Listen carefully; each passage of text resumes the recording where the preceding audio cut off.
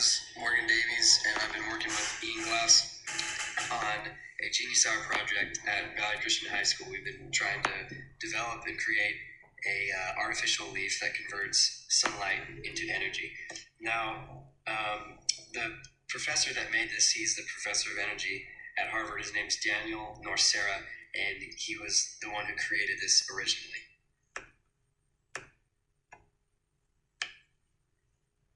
So the fundamental process of this cell is converting sunlight and water, or H2O, into hydrogen and oxygen. Now, the artificial leaf is made of a triple junction amorphous silicon cell, a cobalt-oxygen evolving complex, a nickel-molybdenum-zinc ternary alloy, and indium tin oxide. The artificial leaf is an enormous step in field creation, as it utilizes earth-abundant materials to create energy. This artificial leaf splits water into hydrogen and oxygen and is much better than other water splitting methods because of its efficiency. The hydrogen that is separated from the oxygen can be utilized as a solar fuel. So the artificial leaf is basically like having an extremely efficient solar panel for a lot less money. The artificial leaf mimics photosynthetic processes and uses a cobalt-oxygen evolving complex to catalyze the oxygen to one side of the solar cell, while a ternary nickel-molybdenum-zinc alloy brings the hydrogen to the other side of the solar cell. In photosystem 2, there is a water-splitting reaction that utilizes a manganese carbon oxide, which is also an oxygen evolving complex. Since the artificial leaf mimics the water-splitting reaction of photosystem 2, the manganese carbon oxide is replaced by a cobalt oxygen evolving complex, where the cobalt replaces the manganese. Now, the most important component of the artificial leaf is the triple junction amorphous silicon cell. This specific cell must be used because of the germanium located within it. Germanium is crucial within this artificial leaf because of its photovoltaic properties and its extreme efficiency. Multi-junction solar cells that contain germanium are much more efficient than basic silicon cells that do not contain germanium. The final component of the cell is the indium tin oxide. Now, indium tin oxide is a unique compound because of its conductivity, stability, and transparency.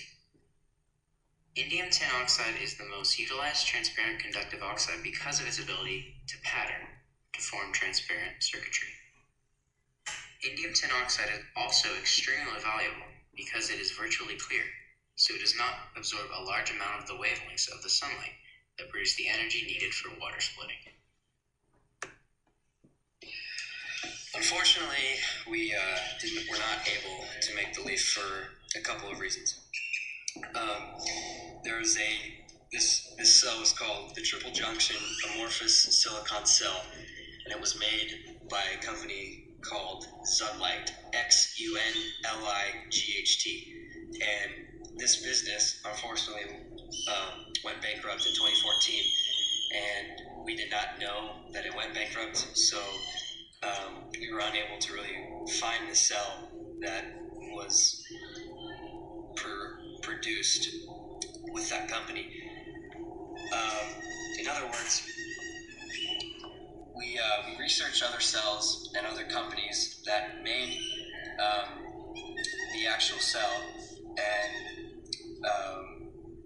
but no one really created the cell that we needed. The cell that we needed was the triple junction amorphous silicon with germanium. Germanium was the important part.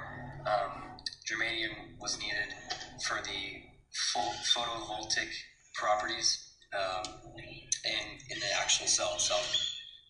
Due to this process, we were unsuccessful in our efforts to create the leaf, and we hope that this process kind of interests others to research how energy can be converted and stored.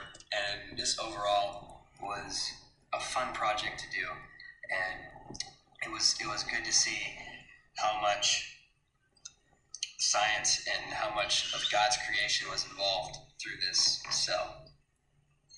So that was our attempt at creating the artificial leaf. Thanks for watching.